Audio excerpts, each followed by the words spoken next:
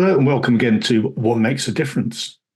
And we are talking about evidence, inference, and the impact that may have. We've had quite a few conversations over the course of these podcasts that we've talked about Patterns. and relationships. Yeah. So we all mentioned the last one was that predictability of a conversation, wasn't it? We look for predictability in things, so we look for patterns in things. Mm-hmm. And that can be a pattern about how we feel about a day. So if we have a particularly strong experience of something, then it will create a predisposition for us to make assumptions about the next time we would do something the same as or similar to. So that's like if we're having a particularly bad time in work, then we wake up in the morning and think, oh God, today's going to be crap. Well, that goes back then to your Labrador analogy of the reticular activating system. It does. It does. It kind of takes it a step further, doesn't it, to say that not only does the reticular activating system look for patterns and similar, but when we're engaged in that, our brain gets in the act and starts to assume that those patterns will be there, even if they might not be. Yeah. It's going around looking for things that may not exist. Or, well, that may not exist, that are really hard to find. It's people go, well, there's this going on in the workplace, but it's like, I don't know. I suppose it comes down to the debate about how much of our experience we are responsible for creating. So if we go in assuming the worst, then not only are we predisposed to look for signs for the worst.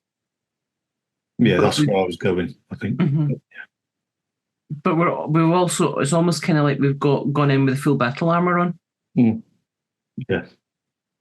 So what we're looking for is the evidence as to what is actually being said or being done.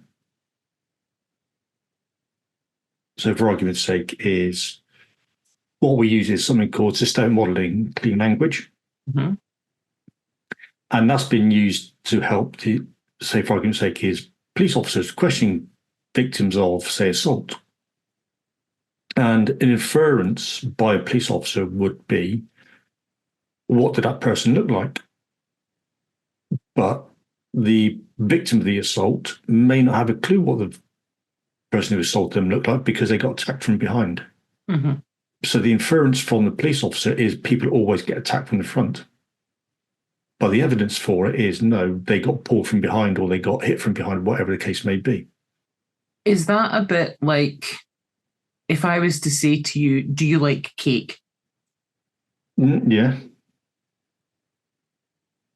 Do you like all cake? No. So if I was to ask that, do you like cake? You've said yes. And then I bake you a cake. And then you go, I don't like that cake. Whose responsibility is that? Because I have made assumptions about what that is.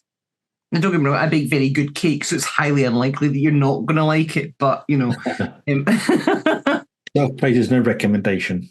Self-praise is no recommendation. Yeah. Yeah. Or if somebody's going to be saying something and there's maybe got a problem getting a word out, maybe they're stuttering or something, as people do tend to like to jump in with people who are stuttering. Mm-hmm. And it's completely the wrong word, they're going to feel pretty insulted by that. And you think you can mind read and know better than what that person with the stutter or that speech impediment's got to say. Or it can be as simple as what we anticipate about a group, a meeting, an event. And if we anticipate that, then, as I said, how much of that outcome do we create by the mindset, the behaviours, and the armour we put on before we go in? Mm-hmm. Well, go back to what I just said about mind reading what other people think what you're going to say. Mm-hmm. So I was about 10 years old, and I was going to say flip. I can't remember what the whole conversation was about. But so I just got the word F, got letter F, and my dad was like, "Don't say that word." I said, "What word?" He said, "You know exactly what word you're going to say." I was going to say the word flip. He goes, "No, you weren't." And he's adamant that he was right in saying no, and what the word I was going to say was, rather than what he thought I was going to say. Mm-hmm. And that probably left you as a child feeling very, very hurt, very angry, very misjudged in that moment. And that mirrors it through to our adult lives, to maybe how we feel about a stressful situation in work, where maybe one day or a couple of days in a row has been really stressful. So we start to anticipate it's going to be stressful every single day. Yeah. Where that then starts to impact on our relationships with work colleagues, with the people around about us, with how we feel about that job, with how we engage. Because and this is what we do when you're working with us is we look for the evidence rather than inference, because there could be huge impact that's not yet recognised or accounted for when inference is reached rather than working with the evidence. Yeah, we encourage a dropping of assumptions and a seeking clarity of language and metaphor. So, so Ali may have a metaphor around a subject of, say, a tree, and my inference of that could be an apple tree, where the actual tree Ali's thinking of is an oak tree or redwood or something else completely entirely different. So I've completely missed the context of what she's not said. Well, there's a whole wealth of information there that hasn't been explored or gathered. Yeah. So I've assumed I've put my model and my own reference on what Ali's tree is. That happens a lot where we have a previous pattern. Yeah. I think I put a post on LinkedIn about assumptions recently, didn't I? We were talking about that in a previous podcast as well. Yeah. And I suppose it comes down to that whole familiarity, that, as you say, the Labrador Retriever approach. The pattern matching of the brain. And sometimes a really useful question to ask yourself is, do I have evidence for this, or is this a pattern, an old pattern? And if it's an old pattern or a previous pattern, does the evidence from that fit the scenario here? Is it present? Yes. And what inference am I getting from it rather than looking for the evidence? Or asking what is that, or asking that person, what is your thought process behind what you're saying? Yeah. And it's working from a place of curiosity and non-judgment, or doing the best to remove all that judgment from what's being said. Yeah, it's kind of, I suppose it comes back to that whole idea of working with clean language. It's not about never being anything other than squeaky clean polite. It's about being very aware of the level of evidence and assumption in what we're saying. Do I have evidence for this? What evidence am I seeing, observing, feeling, hearing? Or are my responses based on assumptions, based on old patterns that I'm responding to rather than what's happening now? Because what's happening now, if I check the evidence, may be entirely different. I think what's interesting is quite often that's what happens when we are experiencing high and prolonged periods of stress. We get into patterns of stress. We assume that we're going to maintain that stress. And in managing it, we almost respond as if we've got the full body armour on. Yeah. Especially if you're somebody's a workaholic. And they want to go into high stress mode of, I need to smash through this project or this task just because I have to. that armour can also prevent changes in relationships. I remember working with a group of people, and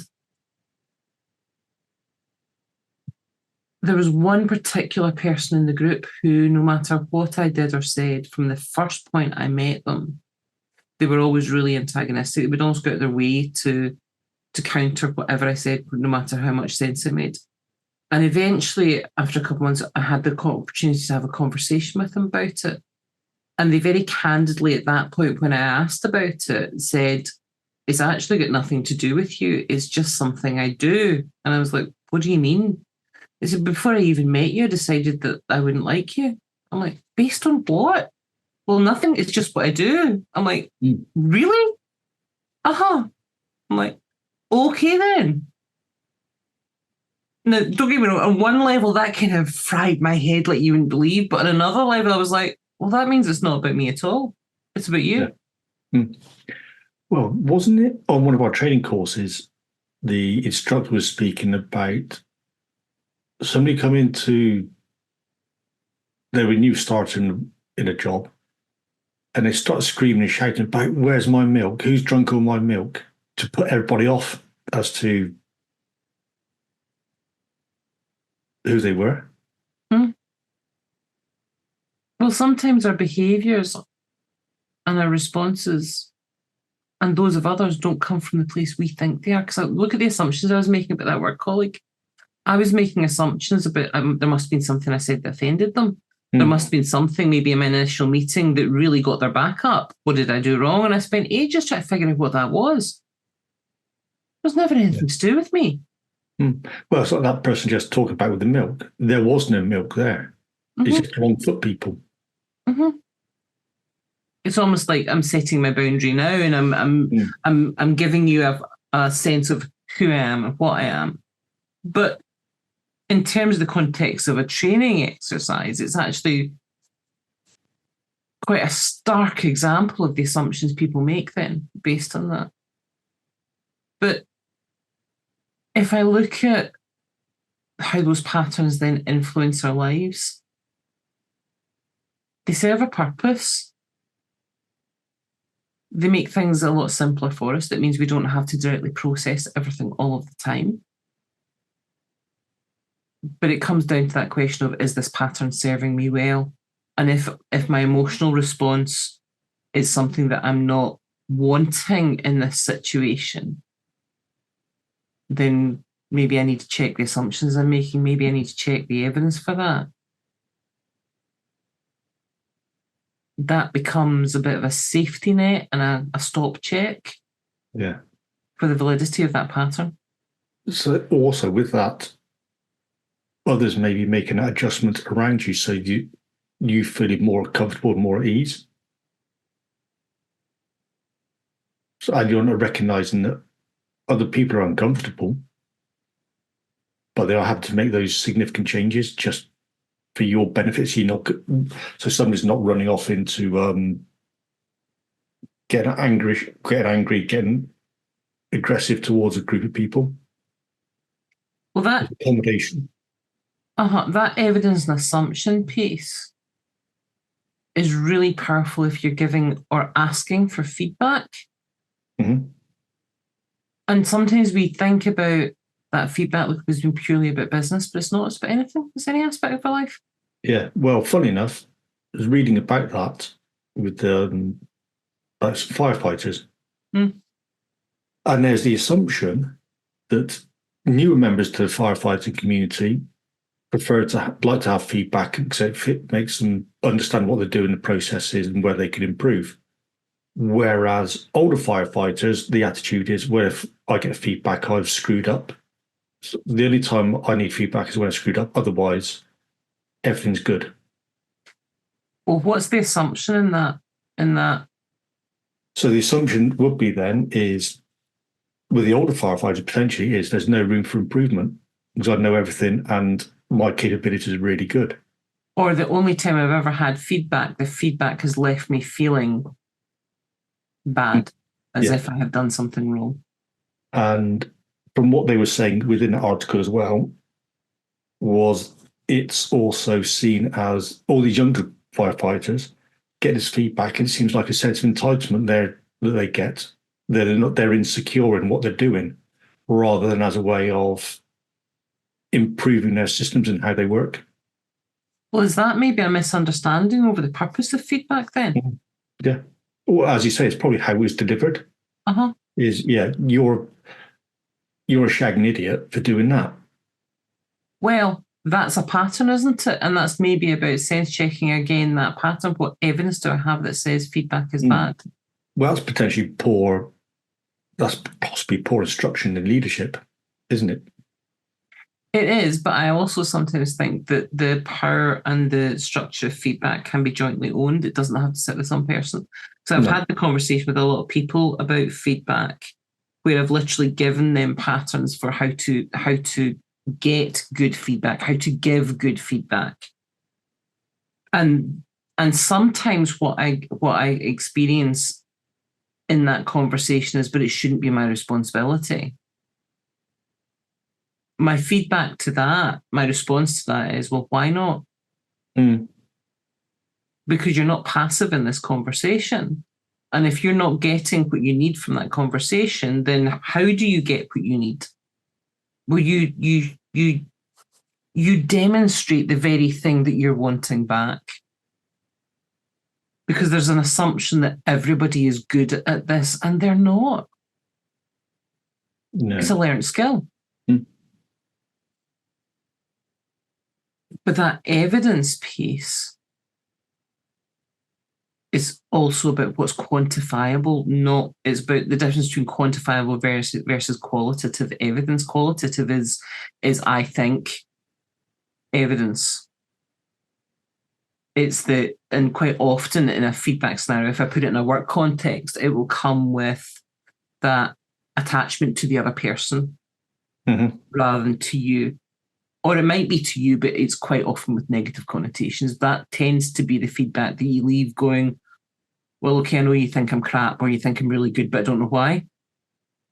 Yeah, well, that'd be typical then back in our school days, wouldn't it? You must try harder. Oh, God, yeah, that's the worst feedback I could possibly think of. Can do better. No explanation, no reasoning as to why they need to try harder or can do better and whatever it is. You just go, so open-ended. Must do better and what? How? No constructive way of assessing what needs to be done better. I know that what I'm going to say is going to shock you, Rich, next, but Yours never said that, did it? It is A grades all everywhere. No. No, I remember one particular line manager saying to me, and don't get me wrong, I chuckled at the time and it still makes me laugh now, saying to me, you're really difficult to give feedback to. Because the minute they said that, I immediately went, really? Okay. So can I just have a look at what evidence is there to suggest that? What is it you're experiencing that's giving you that experience? And you can see them immediately go, oh, no, more of this. Because the reason they thought I was difficult to give feedback to wasn't because I was, but because I was asking for evidence. I literally, when they gave me feedback, they were traditionally really crap at it. So they would do but you could do better type feedback. And I go, okay, so what would that look like? How would I demonstrate that to you? What would be your expectations in terms of outcomes as a result? What would be different? And they would immediately go, because their feedback was based on the qualitative. And there was a lack of evidence behind it. If there's a lack of evidence, don't give the feedback. If you can't quantify it, it generally means that there's assumptions there that you can't evidence. If you can't evidence it, don't say it. Yes. If you can evidence it, then that becomes not about the person. It becomes about the action. And you're more likely to get positive feedback. You're more likely to get a positive response. Don't know about you, but the one thing I really, really hate is feedback that I don't know what to do with afterwards. So I was like, well, that's useless. Well, exactly. That's one back in school days, isn't it? You go, what exactly does that mean? It doesn't mean anything. Yeah. But feedback can be really, really powerful. It can empower people. It can improve. Course correct, can't it? It can course correct, but it can course correct without blame. It can course correct without shame. Yeah, as we mentioned beforehand, it's not about the person, it's about behaviours and attitude. Yeah. That applies to our personal relationships too. It's not about the person, it's about the behaviours and the attitude. It's about the actions, not the person, because the minute we apply it to the person, we're making a judgment of that. We're passing judgment. We're all guilty of it from time to time, but where does that end up? Yes. Well, as we were told recently, is drama. So we had a bit of as you like to say, spiky situation. Somebody was saying to us is that, yeah, that's fine, that's all well and good. Obviously, try and stay off in not having dramas, minimise the drama as much as possible. But if you do, it's always good just to out and have a good old whinge about what's going on and complain about something. But as long as it stays there and it's not brought into the rest of the space, that then becomes personal. I think it's that balance, isn't it? In that we're all human. We're all going to have okay, this is driving me nuts. Yeah. This is making me batshit crazy right now. But then evidence it. Be open about the assumptions that go behind that. We're all going to have those moments where we do have a right good rant. But it's also sometimes about giving warning of that as well. Yeah. Say, I am going to have a bit of a rant, but I'll get over it. So bear with me for 5 minutes and then I'll give you the evidence that comes next. And I'll probably be a lot more sane and rational to be able to have that conversation. But when you do, I'm off to make a coffee anyway. So no. Oh, no. Don't do that. Don't do that. No. Yeah. And often that's what some people just need is that 5 minutes to have a rant anyway. Well, and then go, let off that steam, they're happy days. Well, sometimes that's also about picking your space, isn't it? When you do that, it's not about ranting at the person.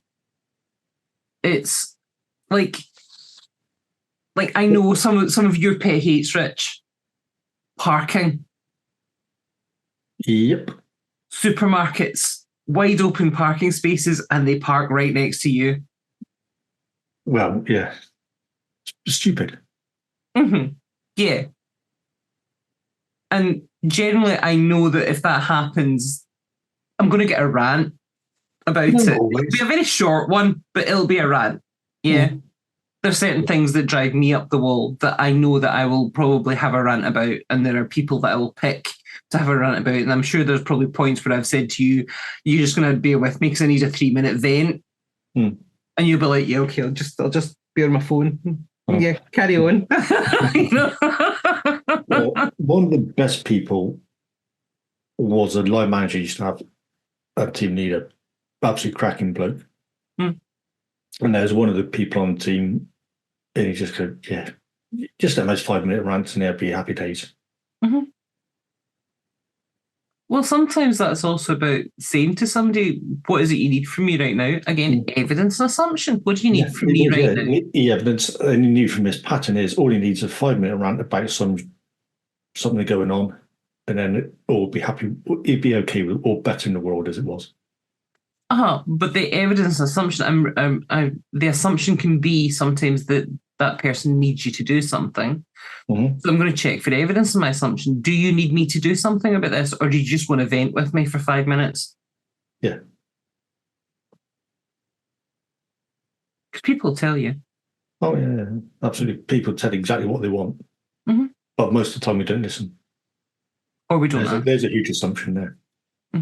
Or we don't ask. And maybe what we're saying here is ask, check, look for evidence. Whether that's with your own patterns, if they're repeating lots, you notice this is something that you're doing regularly, check whether it's still valid. Yeah. So takeaways, Ali. Patterns can be useful, but they can also, sometimes you need to check whether they're still valid. And you do that by checking for evidence. Yeah.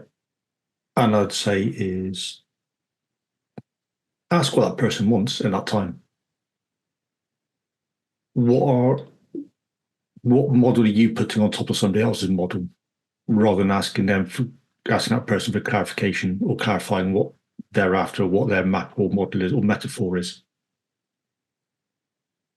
And if somebody's giving you feedback and it's rotten feedback that's not giving you any evidence, ask for evidence. Ask them to be specific. Ask them to give you examples. Yeah. Teach them how to give good feedback. Yeah. So remember, please do like, share, and subscribe. And if you want to have a conversation with us about that feedback, about how you can be better at that, then we're happy to do that. And we can work with your business or with you as individuals. And if you want to have a conversation with us about how that impacts in terms of maybe your relationships, your friendships, whatever, then again, reach out. Yep.